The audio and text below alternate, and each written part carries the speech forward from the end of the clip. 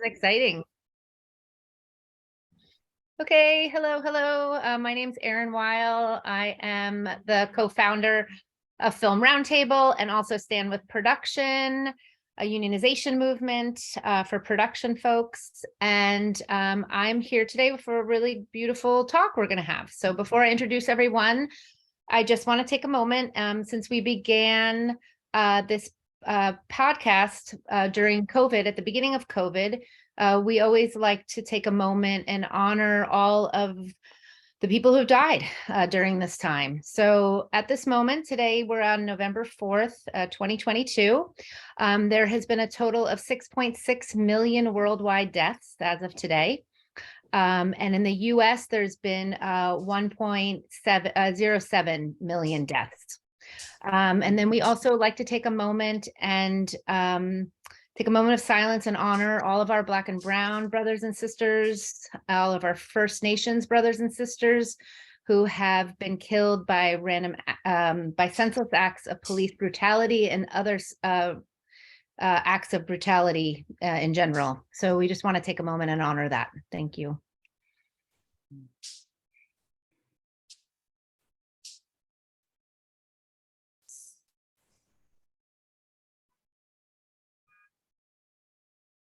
Okay, thank you so much. So today, we are going to be talking to the filmmaker of the movie You Resemble Me. So I would like to introduce the Egyptian-American director, Dina Amer. She is going to be speaking with her really dear sister friend, I think, here, who is an actress. She's a Palestinian Egyptian actress. And her name is May Calamawy.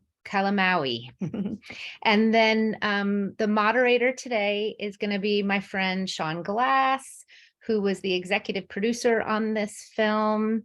And this film has actually been self-released. And Sean has been doing all of that with the producer on the film, Elizabeth Woodward.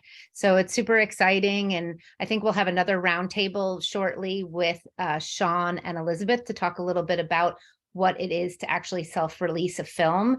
And it seems like the two of them did an amazing job because it's being released today in New York, November 11th in Los Angeles, and then on the 15th of November nationwide.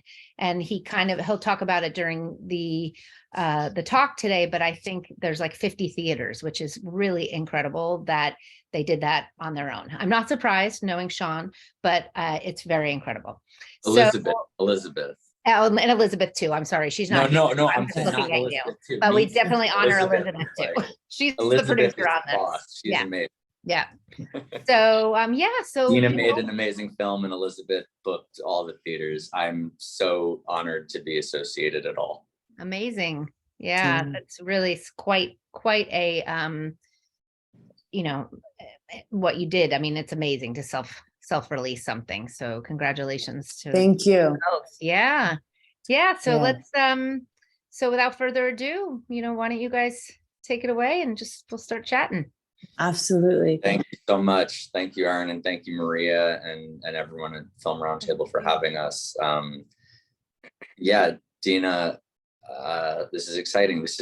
We're recording this on November 4th. The movie's just started screening for the public. We did a preview the other night with Ramy Youssef, and that sold out. And it was a really wonderful, I'd say that was my most fun since Venice. That was the most fun viewing experience we've had. It was packed. Nobody left. Like you guys talked for an hour after. We had Talk House for your talk, and no one left the theater. Like everyone stayed. They wanted pictures with you, and like it was beautiful. It was like such a celebration, and everyone heard about it through a million different. Like I kept getting anecdotes of like who people heard about it from, and then I guess what brings that in with May here is that Ramy was such a wonderful partner to present that with, and May and Ramy have a history together, make beautiful show together, and this is great that we get to dive into it. I know that the two of you are friends as well, and coming through the Egyptian angle, we were just, when we got on this Zoom, we were having like, May and I went to the same college, and we were talking about like Chocolate Cake City, her troupe from school, and then we were talking about pronunciations and distinctions of, you know, Egyptian American, Palestinian American, not. And yeah, so I don't know where to kick it off, but I think that the Ramy experience the other night was really wonderful, and to have May pick up from there, it's just all a lot of love for this film. And you know, first of all, congrats to Dina, and thank you, May, for helping us bring it out. Oh my gosh, congrats to all of you. I'm so excited to be here. And we need to discuss. Dina and I met 15 years ago. Yes. Indirectly. Like, we knew of each other's energy. We knew of the existence of the other, and we never really crossed paths in human form. And then 5 years ago is when we did. And we had such a nice, instant, random connection. And I don't know, I guess, like, since I've really known you directly, you have been making this movie. And when I met you, it was kind of like you had like an inner turmoil. I remember, because you had so much passion. You wanted to get this movie out there, and it felt like there were still missing parts that you were like still trying to put together. And you had your own experience, like you were telling the story, and you also were very clear about not wanting to let yourself tell a story, that you needed to also be like a martyr in some ways. I remember you like, and it was so interesting because I didn't really know what the film was about, to see Dina have this like inner struggle as well, because of how involved she became with the actual film. And I want to get into that, but that's very interesting. Yeah. I mean, I was just watching you talk about it. I had no idea what it was like to even make a film. I was an actor, and I think I was filming season 1 of Ramy at the time. So it was like very early days for me in the industry. And I looked up to you so much, because for me, one of my biggest struggles has been trusting myself and learning to trust myself. And I saw a woman in you. Like, you cannot make a movie without trusting yourself. Yeah. I mean, even down to who you include in the process. Even if you're asking a lot of people, you are trusting yourself in those people, you know, and and that was something that I really admired. I guess the first question is, how are you feeling? You know, it's such a reflective moment, and it's so interesting. Like, now that the film exists, the baby's been born, right? And she's walking and talking on her own, and she's in theaters, and she's just having this direct experiences with audiences. I sometimes forget just how intense the journey was. And now I'm hearing from dear friends like you, like just snippets of like, wow, I had kind of lost my mind while I was trying to make this film. Like I had one of my best friends reflect to me. She was like, Dina, you know, she's like, you like died to make this film. She's like, we didn't see you. We didn't hang out with you. Like, everything for the past couple of years was this film, and that's it. And I, you know, it was a big inner struggle to make this film. And it's like, I now feel the urgency to tell other filmmakers or artists who are struggling to get their project on, you know, off the ground. I feel like telling them, like, listen, you're gonna have so many breakdowns. it's going to suck for a long time. You're going to think you're a loser. You're going to think that no one cares or no one wants to help you, but just keep freaking going. You have to. If it's worthwhile, if it's really something that in your gut you feel like this matters and this is important, people can, and I know I care, and I know others will care if it's executed, then you have no choice but to keep going. And like, it's interesting. You give up so much. It takes so much to make a film. So much blood, sweat, and tears, right? Not just from yourself, but from a collective, because you have to also inspire and galvanize a whole group of other people. It's not an independent sport, it's a collaborative sport. To like, you can't make a film by yourself, right? Like you have to rely on others. But in the end, what you give up, if you keep the course, and it's a hard course to keep, you gain so much more, infinitely more, because it changes you. It's transformative. And you kind of come out of it also realizing, like, now as we're releasing, you understand that like it is a marathon and every stage of it needs all of you, like that's the thing. It's a full-time job. But when you care about something that deeply and it's in your like groin, you know what I mean? Like, that's how intense it is. You know what I mean? It's like, then it's not rational. It's just, I it saw just this is as something as part of you that it was almost like you had a limb to grow through this film. Like you didn't have a choice but to make this film. And so much of you changed as well. Like from like a cellular, that yes. deep. Yes, absolutely. Absolutely. Like there've been different, because you've been doing this for 7 years. 2023 will be 7 years. Yeah. Dina, go back for a second, because a lot of people are going to listen to this that don't know the background, and this is a great opportunity, kind of like the amount of ways you're connected to this film.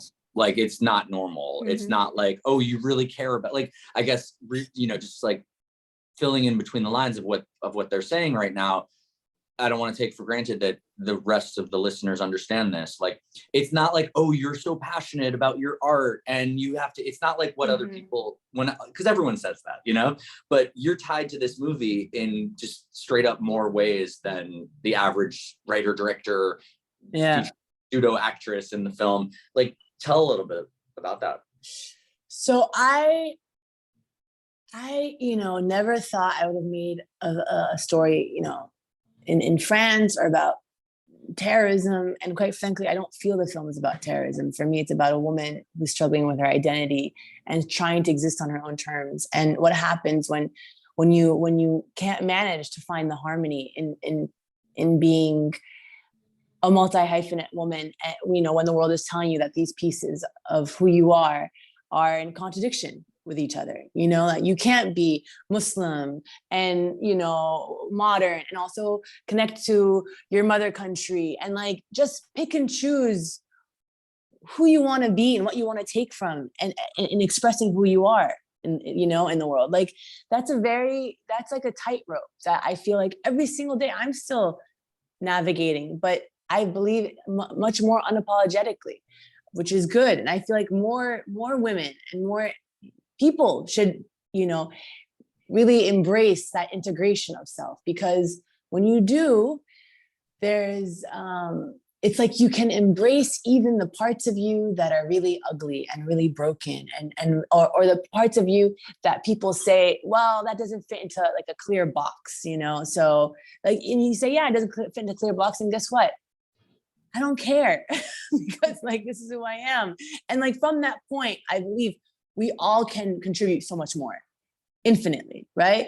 But I actually was in Paris at the scene after this bomb had gone off in the hood outside of Paris, right? And like, I reported, because at the time I was a journalist working for, the New York Times and for Vice. That assignment was Vice, but I was on the ground. I reported on air that Hasna was the first female suicide bomber, which turned out to be fake news.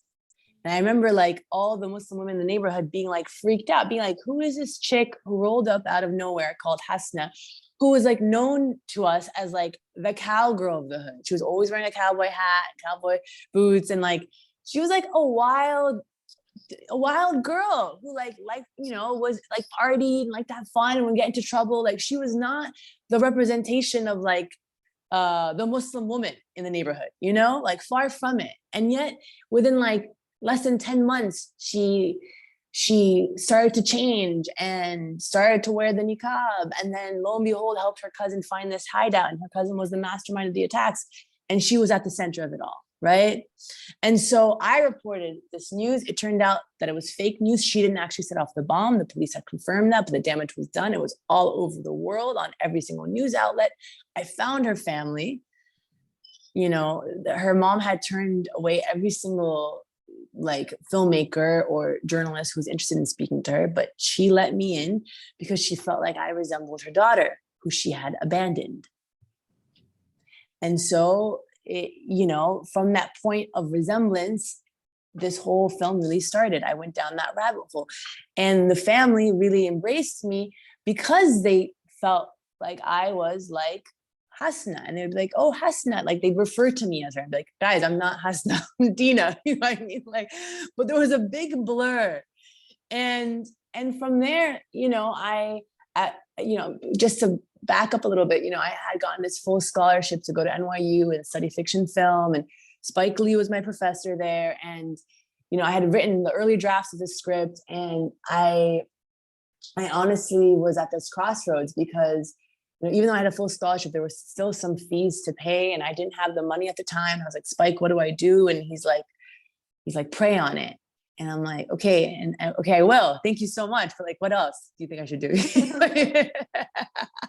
Something tangible.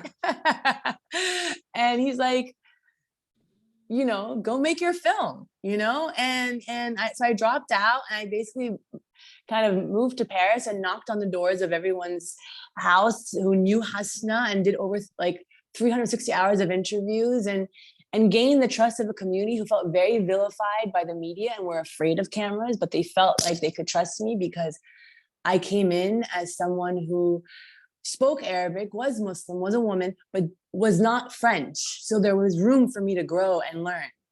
And I wasn't coming in with judgment. I just wanted to understand.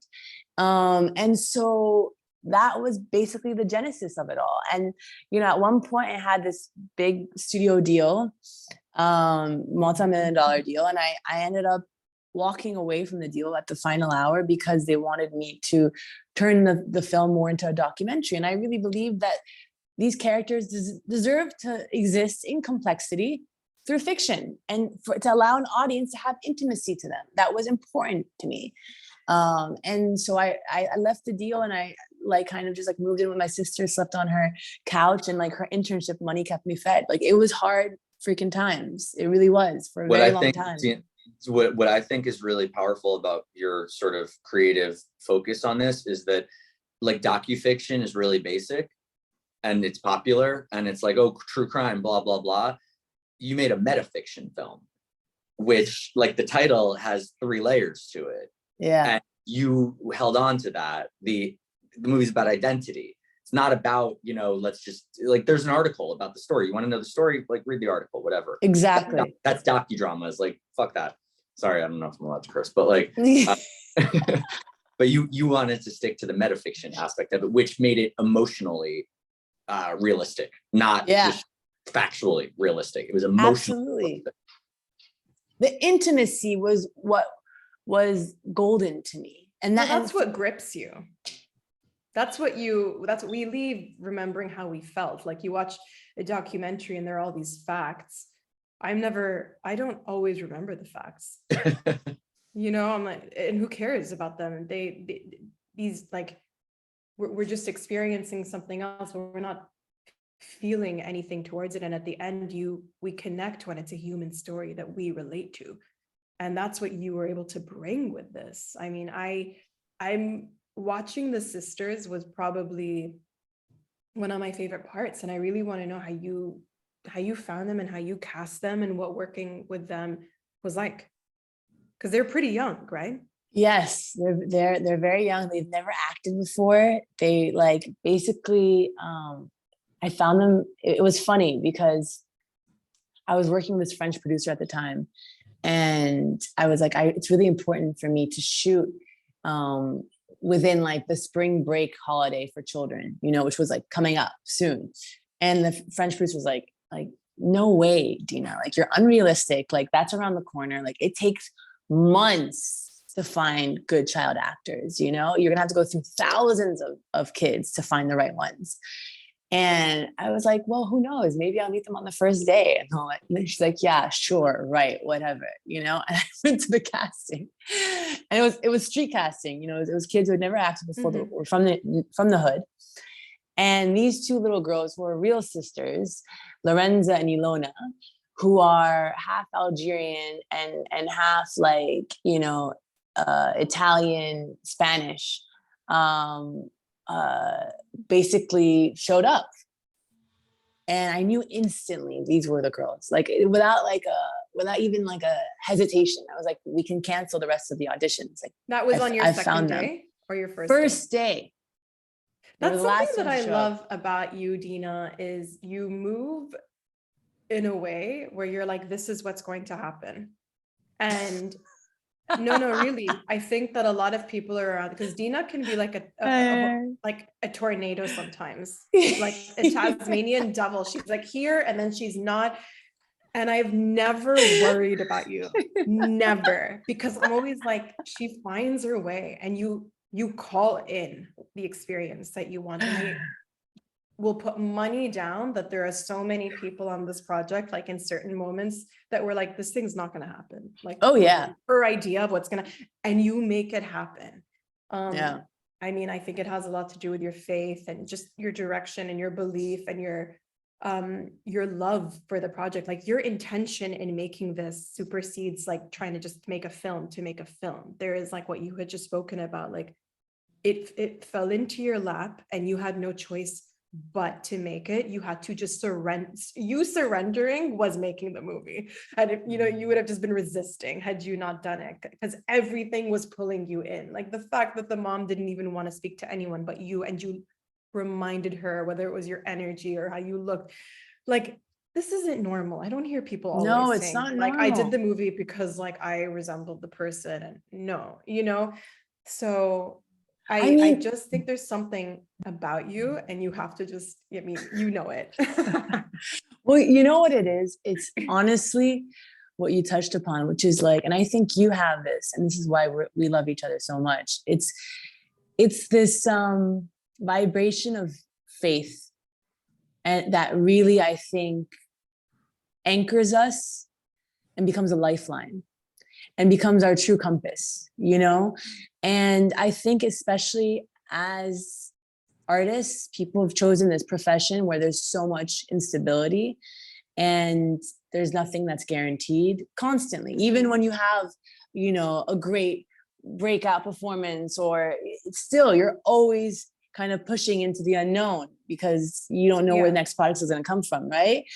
And I think that requires you to believe that it's possible constantly, and to rely on something like bigger than you know, like I think that like, thankfully, and I hope this continues, you know, in our careers, really, because it is really everything. There is nothing else. It's like this focus on intentionality and this willingness to kind of like surrender, knowing that things will be okay.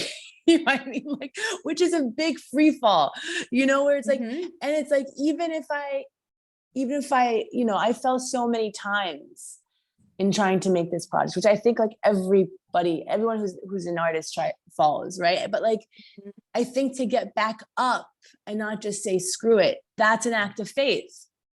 Yeah. Because I remember, I'll never forget when I was in Paris, and one of my DPs, he's French, and he's secular and like atheist and like doesn't believe at all in anything. He's like, it's just worms in the end. You know what I mean? We just get eaten by worms. And yet he he was dropping off a drive to me that had some footage, and like he like sat down on the couch and was like, okay, you like want to have a conversation, like what's up? And he's like, how did you keep going all these years with all these like obstacles and you know, rejections, etc.?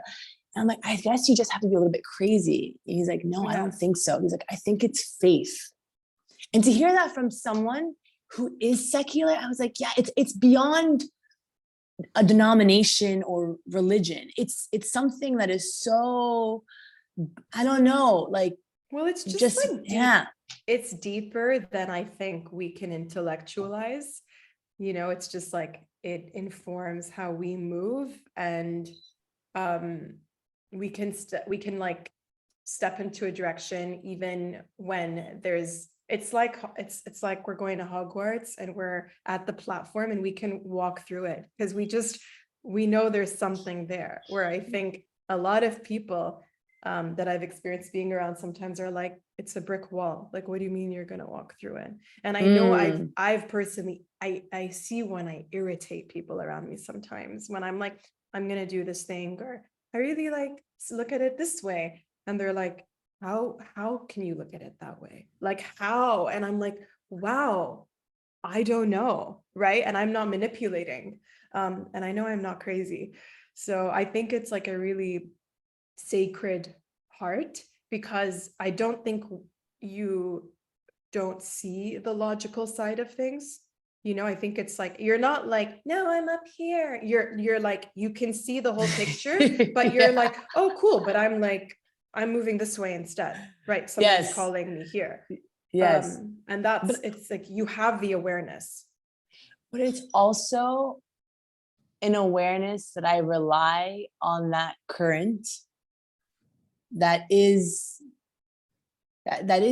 bigger than us for every single step of this journey. Like from being able to knock on people's doors and believe that they can actually, you know, trust in me and welcome me into their homes when it's a very sensitive story, you know, and like there's a lot of pain there. And why would they but be like, no, I know my intention and I know that maybe they'll be able to connect to that. And you know what I mean? To like writing the scripts and being like, well, now there's this incredible true story, but like, what do I keep? Or how do I streamline this into like, you know, a 90-minute story that is accessible? Like it all for me requires this kind of like surrender and listening, deep listening.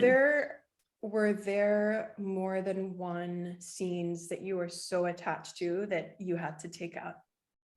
Oh my God, are you kidding me? This was like, it's wild because you constantly get humbled as you're putting the film together. Like there's the essence, the flicker of like the flame of the story that like pulls you in, and that should be like what keeps you going across. Like you should never forget that. You should never forget why you like dropped into the story, why what you hooked into. You know what I mean? For me, the hook was, oh, this woman's like me.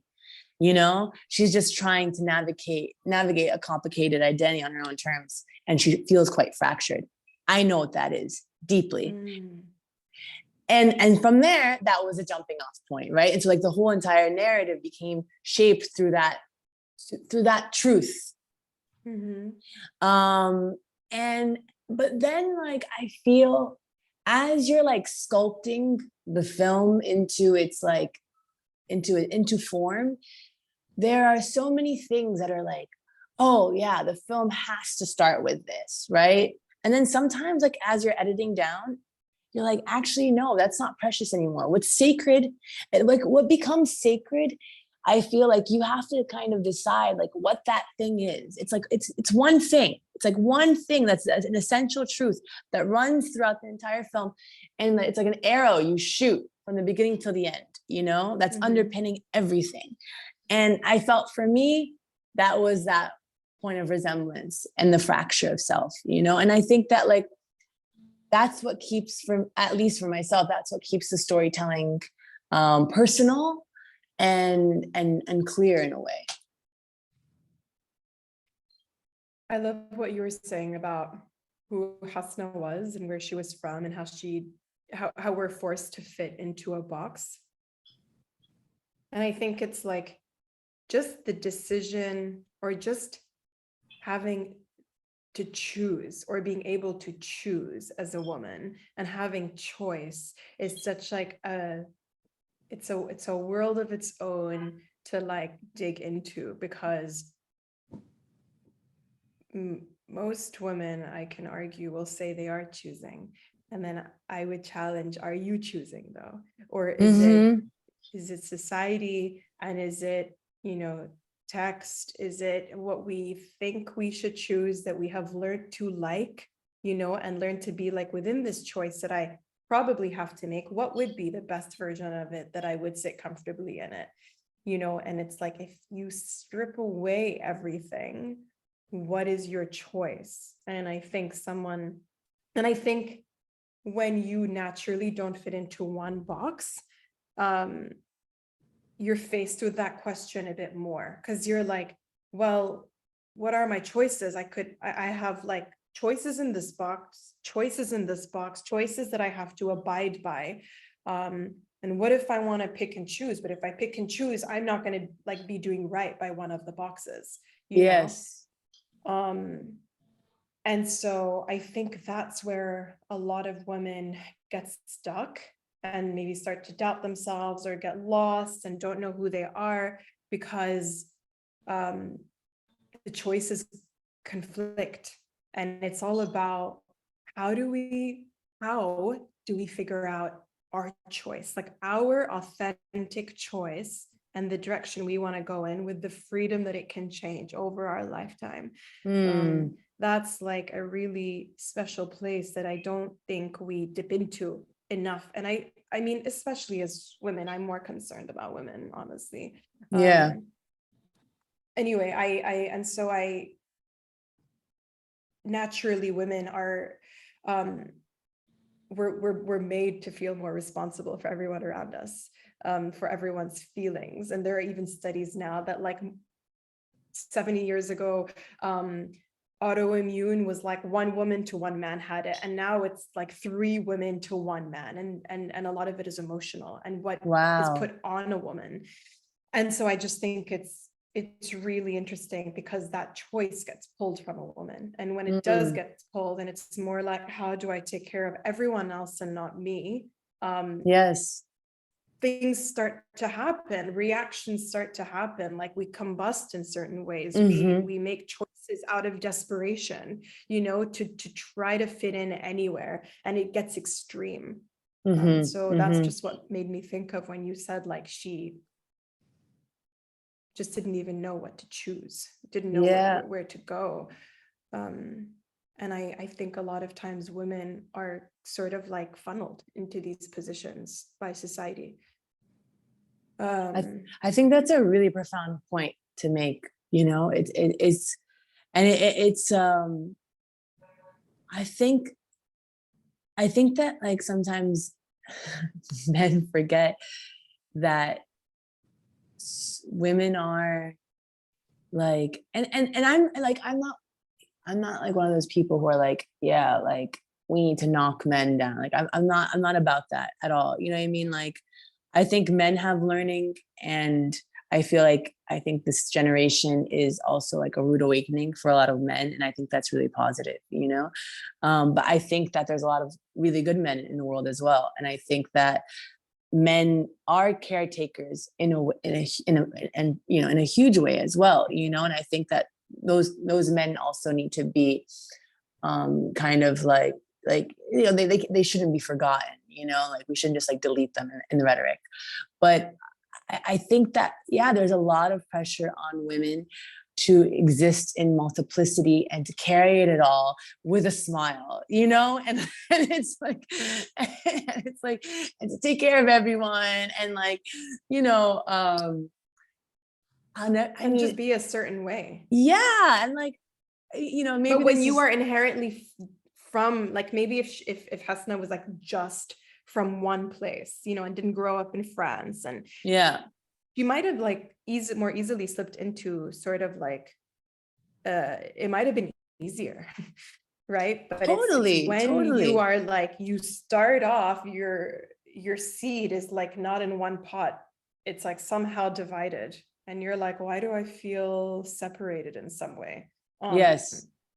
And Like you're you don't not taught belong to anywhere. like grow from every pot. Yeah, you're not taught like, well, shine bright and grow from every pot and like join in some area. Like it's more like pick a pot and you're like, but I feel really like broken. Just I don't feel whole in one pot because I'm more than one pot. Yes. And when I go to each pot, I'm told that I don't fully belong. You know, that I'm not So then this, what I'm do you actually do? that. And then I go to the other pot and like, oh no, you're not this, you're over there. It's like, do you feel like you're actually lost with like, you know, you're a misfit to you know, the religious community, to you know, to national loyalties, because you're like divided across different lines. Like it's like, where can you call home? And like what's really, I could relate to that, being, you know, I was born in the US, but my parents are both Egyptian, and you know, they would shuttle us back and forth between here and Egypt. And I, you know, lived with my grandmother for 2 years in Egypt, and like, you know what I mean? Like, and growing up in the US, being my mom, I'll never forget, like when I was very young, telling me like, Dina, you can be best friends with Jennifer, but you'll never be Jennifer. I mean, like, Oh, you know, wow. yeah, she's like, we love But Jennifer. in what sense? She's great. In what sense? Like you won't follow Jennifer's like, values, or we're never gonna allow you to have the same like permissions as Jennifer. She has a different rule book than you do. Okay. Yeah, you're not, you know, like we love her, she's great, but like you're not gonna be bringing your boyfriend home here and closing the door. Like that's not gonna happen. Not, you know, that's not who we are, you know. But yet it's a hard ask, because you want me to make, you know, to be fully assimilated into my school and like have lots of friends and feel like I can belong, but like don't belong too much. You know what I mean? Yeah. Right. And then it's like it's a very difficult ask that is being put upon me. You know what I mean? And it's like, and then I remember like going back to Egypt and feeling also like, oh, just being called like the American girl, you know what I mean? Or the girl from Miami, because that's where I grew up. I mean, like, oh, Dina Miami. I was like, wait, like, but I'm also Egyptian, guys. Like Dina Miami, I used to dance, like Dina Miami, the dancer. And I was like, guys, but I'm also Egyptian. I want to be one of you. You know what I mean? Yeah, there's so many rules, right? Like, you know, if you didn't grow up here and go to a school here and talk like us and just have that upbringing, you're not actually Egyptian. And you're like, exactly. And your telling accents. me? Yeah. Yeah, but what are all these rules and why are they making you feel safe in this world? It's like giving you validation in some way that you've abided or you fit within them, and you can tell someone else that they're not fully it. Like, why does it even matter? I know. That's what I know. But we can go down that a lot. I want to go back to the film, and I want to know how you feel about, because I know I always ask you this question, but like the three Hasnas. Yes. And I've asked you this, but I think it's cool just to ask it on this podcast, is talk about like all of that, like how you decided one, or was it a start with three and then the back and forth and then your decision? Well, I think it's also important to say, you know, just to like kind of tie up that last question, you know, because I was thinking about how Hasna, you know, her parents are Moroccan, right? She was born and raised in France. And she, like when she died, I actually went to the morgue and I saw her. What? Yeah. I went to the morgue. It was crazy. I know. There's a lot of so many crazy stories in making this. I don't think I knew this part either, actually. Yeah. So I as I told, like, I knocked on the door and met the mom. A week later, she's like, come with me to the morgue to see Hasna, right? So I went, and that's where I met her sister Miriam for the first time, and some of Hasna's friends, who were these girls from the hood who were in like ripped jeans, like fake nails, like hair extensions, like not girls you think are like best friends with like you know, the Islamic girl. Like, not at all. These Mhm. are like tough girls who could like knife you. You know what I mean? Who like, so, and I remember we were waiting in the morgue to see the body, and the coroner comes in, and she's this white woman, and she's wearing like this big diamond ring on her hand, and like very like chic, and she's explaining to us what we're about to see, the body, preparing us. She's like, you know, her nose is decomposed and so are her lips, but her head is still attached to her body, thankfully. And like, we're like, this is like super surreal conversation, right? And everyone's dead quiet. And then all of a sudden, Miriam, the sister, interjects, and she's like, do you know where the body of my cousin is? Abdelhamid Aboud, who was like the mastermind of the attacks. And the coroner's like, no, I don't know. And Miriam's like, well, I'd like for you to find his body, and I'd like for you to feed it to pigs. And the coroner's like, we don't judge here. We treat all bodies with respect. And Miriam's like, well, this man is a monster. He's responsible for killing 130 people, and he brainwashed my sister. And this body you're describing, I don't even know what that is. If you want to see who my sister was, I'll show you. And she takes out her iPhone and starts swiping through images of Hasna with her cowboy hat on, taking shots at the beach, like partying. She's like, this is my sister. She's broken. She had no idea who she was, but she couldn't kill anybody. And he took advantage of that. And we go in to see the body, and Hasna's body is like behind this like glass casing. Like, it's as if you're like at the Louvre, like, you know, witnessing one of the mummies, you know? Wow. Like, yeah. And Miriam is up against the glass, and she's hysterically crying. And the mother is in the halfway point of the room. She's doing these loud incantations of prayer. And I'm in the back, like something in my body, like I'm brave, but even me, like something in my body locked. Like, I'm like, I can't get up close. This is as far as I can go, you know? And the coroner is standing next to me, like in like disbelief, like, is this, like, where are we? Are we even in France? And like, it's so surreal because like, this is like the family that was like kind of responsible in a way for these attacks. Like, these two cousins. I mean, Hasna didn't kill anybody, but she helped her cousin find that hideout, right? And so as we're leaving, you know, Miriam is so hysterical, and you know, Hasna's friends are helping her down the stairs, and she's telling her mom, like, you know, thank God her head was attached to her. I was so worried because there were tabloids that said crazy things about her head like rolling down the streets or things like this, you know what I mean? Like, it was all so sensationalized. And this is someone's sister, you know what I mean? Like, it's like so tasteless. And like, and I remember the mother like reaching over to Miriam while she was crying and taking her hands, and she's like, why do you have a nail polish on? Like, nail polish is of the devil. Why would you do such a thing? Yeah. In And that Miriam, moment? in that moment. And Miriam just stopped crying. And she looked at her sister, and she's like, you know, there was nothing wrong with my sister. The only problem she had was that she was born into this family. And I want to get as far Wait, away she from said that to her mom? To her mom. And I want to get as far away from all of you as possible.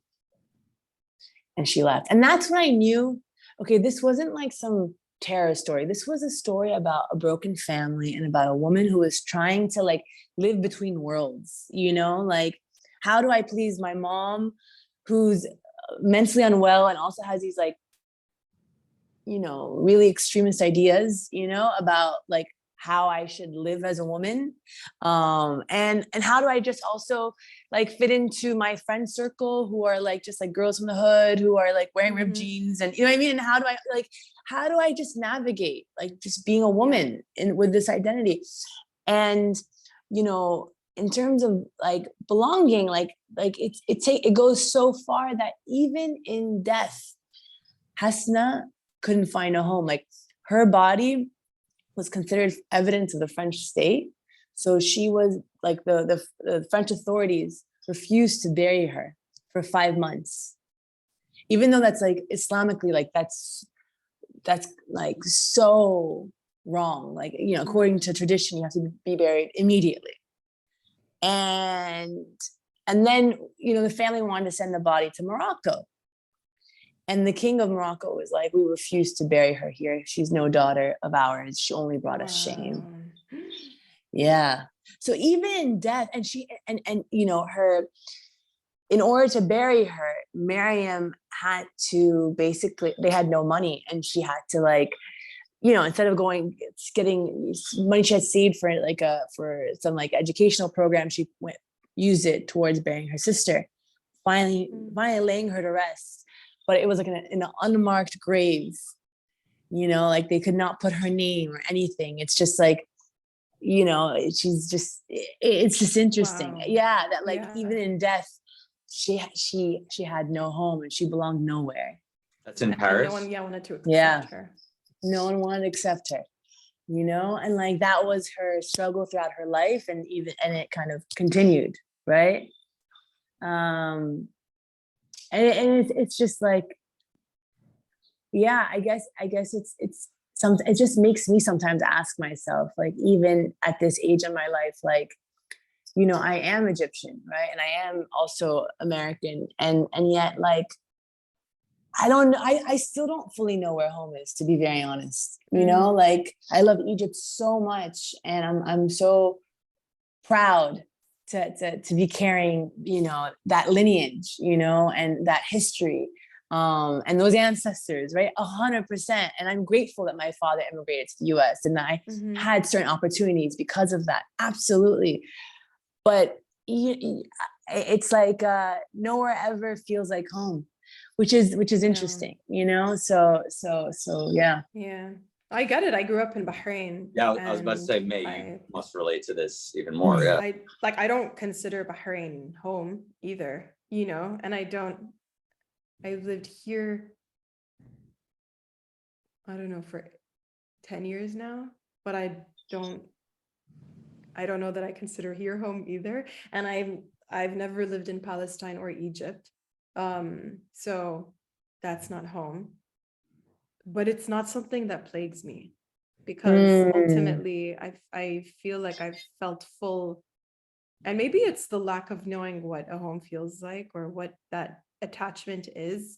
But I don't know, I would challenge that, because for me, home has just turned into where my family are and community, and where I make it. But yeah, I mean, what is home? What home? Does that mean it's your lineage and then you grew up there and then that's your home? Or is it just the place you ultimate home? Or it's because we're all from everywhere. I mean, if we're gonna, I think the world is catching up to that. I think this is becoming a more universal feeling, that this is something that, generations past, it was a tragedy or something like that if you didn't have that kind of grounding and you didn't know where you were. It's true. It's true. And now absolutely. It's just normal. It's we're all intermixed and we're all traveling, we're all living in different places. Back in the day, you couldn't, picking up and moving the family somewhere was a major, only a few people did, but now it's standard. So I think a lot of people are coming to feel what you're describing, and it's becoming more relatable and more it's kind of just the way. And there's more of an acceptance. There's more of an acceptance of we're people who are different. That's becoming more exciting in some ways. It's interesting. There's a curiosity there. It's interesting because my grandmother's one of my grandmother's favorite films is Gone with the Wind.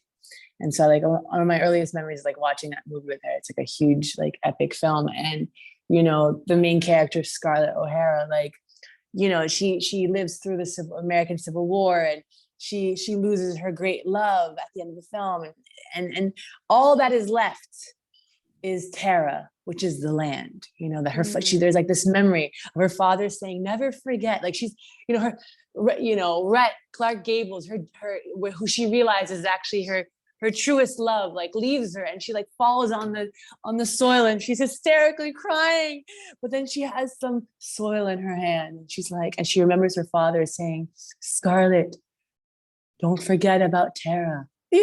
I mean, and that there's this message that when all else is lost, there will be this soil, this land that will carry you under its feet, carry you, and you will find a way, and I'm like, I love that. I just don't know where my Terra is. But it's everywhere. It's everywhere because the land is everywhere. Like we are the ones who have set lines and countries and I don't know what, that I just think that like we can like go of some of these rules, right? Yeah. And because they're not real. I mean, I know what you're saying, but also it's not really a thing. And as people who have the privilege to like move around and travel and meet people who are similar to us in the different areas, we create this diaspora and we create these communities that I don't think it's always plagued in the same way. And that's why we make film and TV, so that people who maybe don't have those communities don't feel alone and know that that's a thing that can exist. Yeah. I wanna go back to the three Hasna question because I kind of like sidestepped that. And I think that like ultimately my mission in the film was to show that Hasna is actually every woman. You know what I mean? That she has like these universal needs of wanting to find belonging and love and consideration and home and family, right? And like when those things are not met, people can make bad choices, like terrible choices that actually implicate all of us. And and then whether we want to notice or not, these individuals grab our attention in the worst way possible, but like I really wanted to show that. And it's interesting because the other night when we had our screening with Ramy, and there was this Egyptian girl who came up to me and she was like thanking me for the film, and I started speaking. She started like hysterically crying. She's like, I'm so embarrassed. I'm crying. I'm sorry. It's just that like this film really hit hard because she's like, I grew up with a really broken family. And I get worried for myself sometimes. Like sometimes I ask myself, like, what would become of me if I didn't have certain opportunities? What would I choose? What could I be like seduced into, or like, where would I go to find a sense of comfort and connection? And that really shook me, because it's like we're all operating with so much fragility. And it's like, I think in some way human connection is even more vital than like food. You know what I mean? Like we need it. Like there's this line in the Quran, which I love so much, is like, like that we are created in pairs. We're not created in isolation to like just go pray on a mountaintop by ourselves. Like, no. We're here to find each other and to like connect. And that it's like actually oxygen for us, to have that. And I always loved that so much. Yeah. I love that so much. And I feel that. I'm a creature of community. I love it's when I'm happiest around the people that I love and the sisterhood. And yeah, I think many women are going to feel the way that woman felt. And these are good questions to ask ourselves, because it's not to say everyone who's in that situation is going to make a decision like exactly. But I think it's good to be aware of what like trauma can lead to and how it doesn't need to, right? I think awareness is everything. And that's one of the most amazing things about your movie is it's just bringing awareness. It's going cause and effect. This is like something that can happen. How do we be there for each other as a community? Know that we are not alone. Like when one person is still suffering, that means there's a part of us that is suffering. Like we are in this together. I don't know if that is ever going to fully be understood or if people will ever really care. I mean, a lot of people care, but a lot of people don't care and they just want to point fingers and like everyone else and be like, that's their experience. And yeah, a lot of people are more privileged than others too. I feel like it becomes a place of privilege not to care. And 100%. But see, that's the point. I think for me, the purpose also of the film is that we don't have the luxury to not care. Because guess what? Like, there are huge consequences. And unfortunately, we live in a world where there's so much senseless violence, especially in this country. Look at like mass shootings are like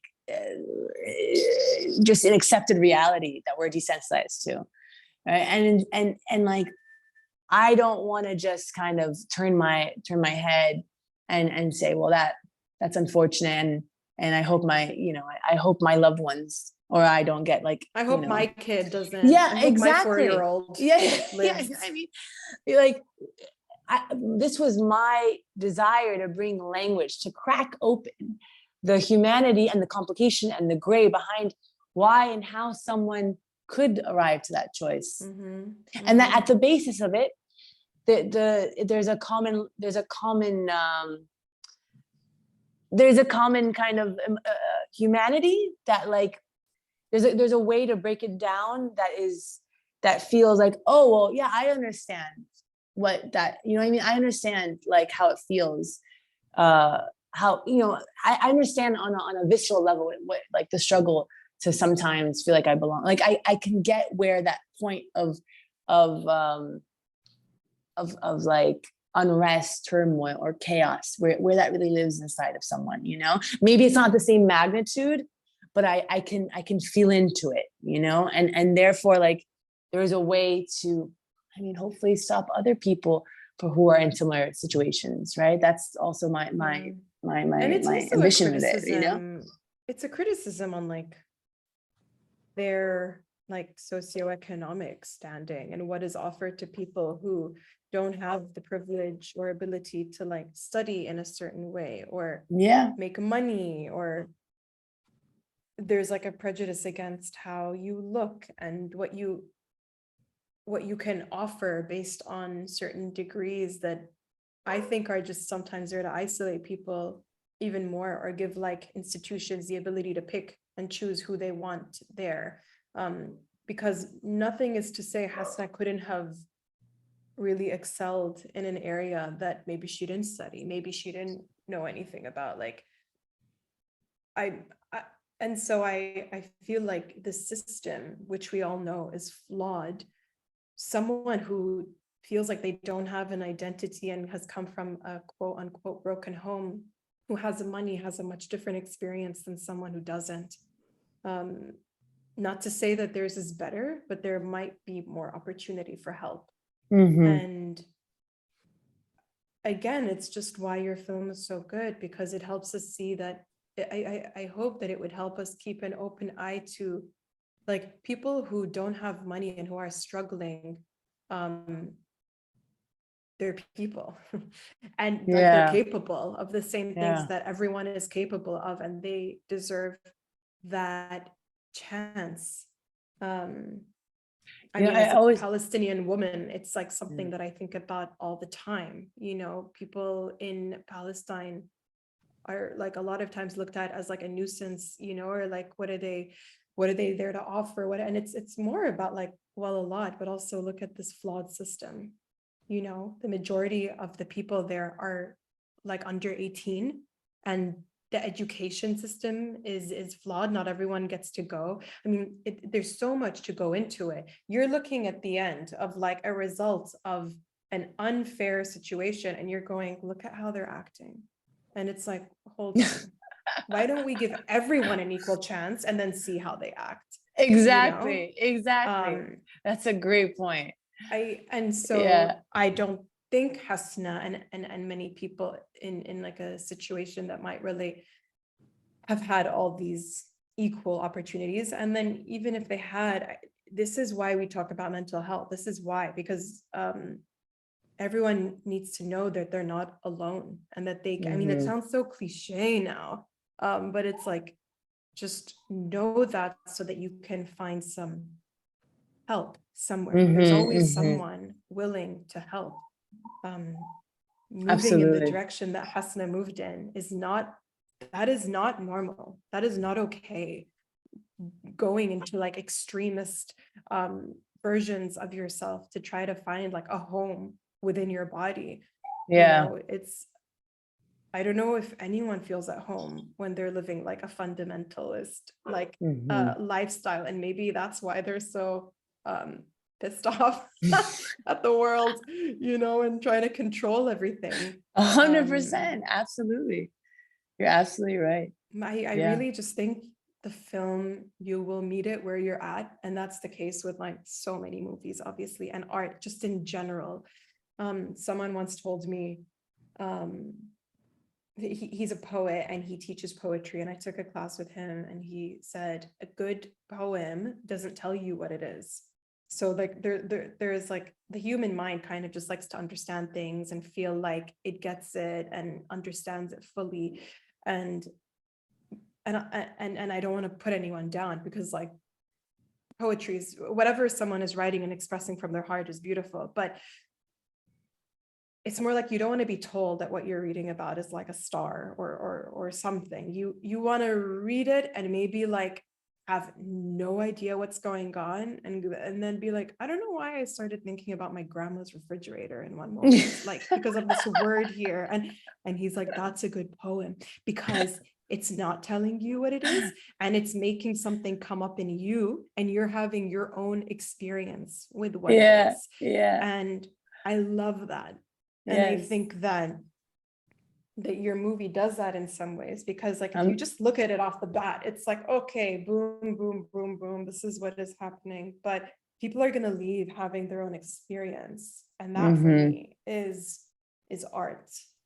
And you dared to go there with like a really difficult subject, Dina. Yeah. Which is really like, it really amazes me. Thank you, May. I'm thinking about my grandmother's refrigerator right now. Sorry. Was it filled with food? It was. I'm like, why can't you know, take me there now, you know?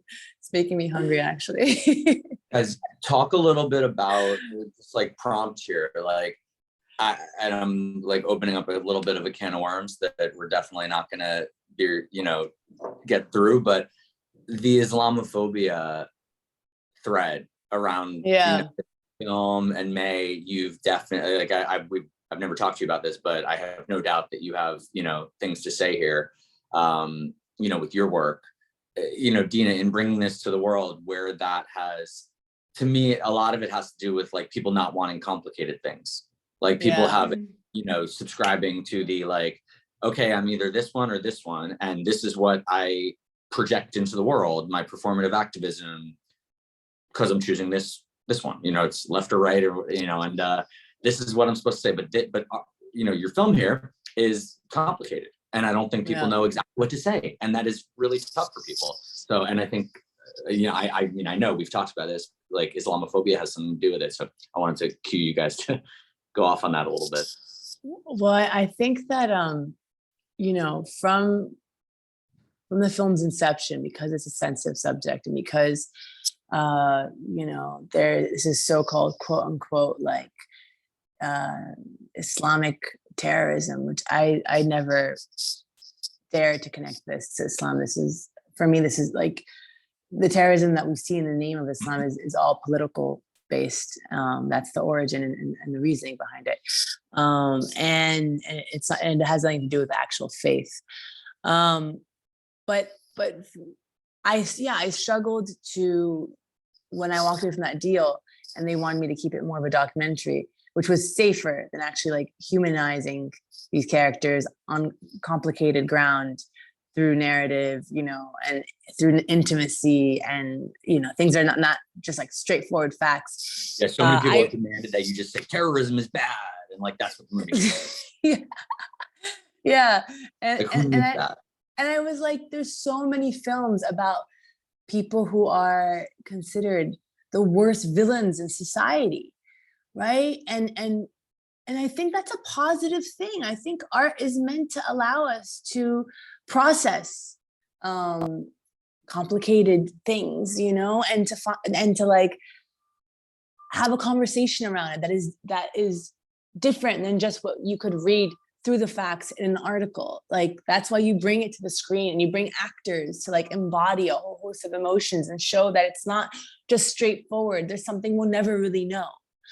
And so I felt like there was a struggle in just like the idea of making a fiction, and raising money independently for that was very hard. And then even in the distribution, you know, like the film went to Venice, it won over 30 awards. We attracted like this like all-star team of supporters, like my personal cinematic heroes, like Spike Lee, Spike Jonze, Alma, Riz Ahmed, like, you know, like serious artists who have done very meaningful work in this world, who are like, yeah, this film matters and it's important and everyone should see it. And yet there was still this fear from distributors. I got like love letters, like, you know, actually like hang on my walls from distributors being like, the film is beautiful and we love it, but we're a little afraid of it. That was my first, I know which one you're talking about. And I remember saying, put that on, you know, send it to your mom and put it on the fridge. I said, putting fridges, you know, but I told Dina right when I read that note, I said, print this, put it on your mom's fridge. You know, but they didn't buy the film. or like, you know, Dina is the next like so-and-so director. Yeah. And I'm like, okay, I'm so happy. But yeah, I'm so happy you believe in me and you're comparing me to like these like great, you know, directors, but like then freaking buy the film. Buy the movie. Like, yeah, sorry. I don't need your compliment. I need this film to reach audiences, you know? And we did get a couple. No, it's not selling us any tickets today. No. And so I was like, you know, or I want to work with you on your next project. I'm like, cool, but what about this baby that I spent 7 years trying to birth? Like, I'm not going to just like abandon her at sea. Like, no, like she deserves to reach audiences. And I know it wasn't a proof of concept for your life. No. And I was like, and I know that it's done so well with audiences. I've taken this film around the world and like every screening has been packed and people are shell-shocked after, you know, when the credits go up, and there's such rich conversations and people stay for the Q&A. And like, I'm like, I know this film works well with audiences, but I need you to trust that it can. But there was a fear because it's like, well, we've humanized all these like dangerous men through cinema and who are all predominantly white. Like, you know, some of the greatest films like Taxi Driver, you know, like Taxi Driver is about a man who the whole film, basically the majority of the film, he's like trying to think of how he can like commit a terrorist act and assassinate, you know, someone in office. Like, and then at the end, actually he gets an opportunity to save a girl instead, and he gets called a hero, which is so fascinating because it shows that people who sign up for these kinds of, for like religious, sorry, not religious, for like violent acts, usually it's about sadly being seen or having purpose. And it's like, if you gave that person an opportunity to contribute towards society, they could be like a great, like, they could contribute something. They like Hasna wanted to join the police force or join the army. She tried both and she got rejected. But like, this is someone who wanted to run towards the fire and like experience something, you know, and sadly she chose the wrong route, you know, when she got rejected from the state. But, you know, I did feel this double standard. I did feel like there was red tape around this specific story because she was a woman and she was brown and she was Muslim and she was caught up in this, you know, Islamic terrorist headline. And I'm like, but we've had like, you know, I remember in Cannes, there was this film about an Australian mass shooter, true story. And they showed him as a child. Yeah, they showed him as a child and they took you on his whole emotional arc. And there was like a standing ovation for the film in Cannes. You know, and I'm like, I didn't see the film. I don't know, you know, but just on principle. Wait, you didn't I thought you were with me that day. No, I wasn't. Oh my, in my memory. I missed it. Yeah. I missed it. But on principle, I'm like, okay, so it's okay if he's a white dude, you know what I mean? And he actually pulled the trigger. Hasna didn't kill anybody. She didn't actually kill anybody, you know? You know, there's even films like Jojo Rabbit, which like, you're like, it's a satire and you're laughing with Adolf Hitler, you know what I mean? Like, and that gets like an Oscar win, right? Like, I felt like, no, you know what? I have to challenge this double standard and this fear, and she will exist on camera and she will exist in complexity because that's where we have to go in our storytelling. Because, and it felt like, sadly, because there was so much resistance, I couldn't help but like take it back to myself because I was like, oh, so you're saying that even me as Dina, as a brown Muslim Arab girl, if I, God forbid, did something bad or wrong, right? Or criminal, there would be no space to have a conversation. Like, you know what I mean? Like I would be written off immediately, as opposed to a white man, you know what I mean? Who maybe they would be like, well, let's talk about his mental health. And yeah, we can make a fiction film about him. And, you know, and he was alone, like, you know, and that was offensive and really, you know, reinvigorated my like desire to make this film, because I was like, absolutely, we have to let that, we have to keep going and break through that, you know, through that red tape or that line, you know, stopping us. I think the Jojo Rabbit comparison is like really infuriating, because that it's like not questioned. The Jojo Rabbit doesn't get questioned. Yeah. And it's all okay. Like I hated Jojo Rabbit, and I'm Jewish, and watched it and was like, what the hell? This is ignorant and cruel. And then your film, we can't get into the complexity of it, but that one doesn't need to be complex at all. It doesn't need to answer to anyone. Like if we were to question it, oh my God, I will eviscerate that film. And then yours actually does hold up to criticism, to questioning, to standards, but we're not allowed to.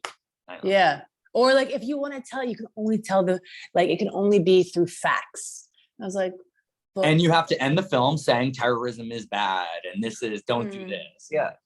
And obviously the film says terrorism is bad. You know what I mean? Of course. Like anyone who, that was one of our first things. Like anyone who watches this film and that's not their takeaway is like, whoa, it doesn't romanticize this. You see how she's duped and how she's manipulated, and how at the final hour, you know, she's screaming with dear life, trying to like leave this terrible situation that she realizes it's a nightmare, you know, like this is not the truth. This is not what she should be doing with herself, you know. It's like she wants a white person to weigh in and define it. Like you needed like a PSA in the end. Yeah, I know. Yeah, 100%. And that's just frustrating, like as someone who's in this industry, because we want more stories to be told from the Middle East and more people to tell them. But if we aren't being given the opportunities, it's like you can tell them as long as they like fit into this, like follow these rules. Yes. You know, but we're like, but we have really serious stories to tell. Like, what is it only okay if it's like a story about a guy and a girl falling in love and you know, like we have to fit into that. We kind of like don't have that luxury of telling, like, I mean, we do, but you know, like fun, simple stories about love, and just when we're dealing with so much more. And I feel like in America, they've told so many stories. They have the freedom to tell the stories that now, like there are different genres, and there's comedy, and there's this, and there's that, and whatnot. But they did tell a lot of important, you know, and they do touch on uncomfortable situations. But it's like, if you're Arab, you have to fit into a certain, you know, guidebook of allowances if you want to share a story. And I'm so happy that you still managed and pushed to get this out there and didn't let any of it affect you. The baby exists, guys. She lives. She's out there. She's out. Now you're not in control. Now she's like, Mom, I'm like gonna go live. Yeah, it's like, peace out, Mom. That's it. Yeah. All right. You like, you were the vessel. It's a little bit, May, as you say that, it makes me think of like Black American film, where for many years, like if you wanted to get a Black movie into the marketplace, it needed to be, you know, gangster rappers or, you know, something about certain topics, and everyone needed to be portrayed a certain way. And now, you know, I think that it's still not like fully there yet, but now we're getting Black people in lead roles that have, it's sort of like the Bechdel test for, you know, diversity, not just women, but like, you know, it's like if you're going to show a story about what we would call a terrorist. You cannot show them with a heart. You cannot show them like, we don't want to understand anything about them. It just has to be like, this is bad and that's it. And Right. it's just not black or white. And I know. they know that. So obviously, you know, there has something to do with it being like, you know, about Islam and that Let us region. tell our stories on our own terms. Let us tell our stories, guys. There's You a know? film, Dina, you're gonna Come see on. Tony. Antonio Campos told me about this one. He was on the Venice jury and it won. It's called World War III. It's an Iranian film that it actually does like the sort of Hitler device, like the Jojo Rabbit Hitler device, in a way that is really endearing. Yeah. You'll watch it. I'm sure you'll talk to him about it tomorrow. You're gonna see Okay, it. amazing. Yeah. I Guys, liked it a lot. this was so much fun. And I'm I so loved honored being to be here with you Thank you, guys. Aaron. You guys are awesome. I'm sorry I couldn't be on. I'm like have so many things going on, but really No. both of you are it was an amazing talk, and you guys are talking about so many of the things that like I live every day in the work that I do. So I really appreciate you both. Oh, thank you, Aaron. Thanks so much. That's And the thank you. platform. Thank you, Sean, for connecting the dots. And Thanks, thank Sean. you, May, Yeah. for Thank this you. beautiful time. And she's my sister. So it makes me so happy that I I love get you to so much. bring her I'm into the so proud. conversation. I Yeah. can't wait for the world to see this movie. Mhm. I And love I can't you. wait for everything else you're gonna do. I know. I was gonna say I forgot, but like I remember one of the investors that I was like pitching to. He was like, "I'm giving you money for this film, not only because I think it's a great story, but because we have to free Dina." Wow. Whoa. Wow.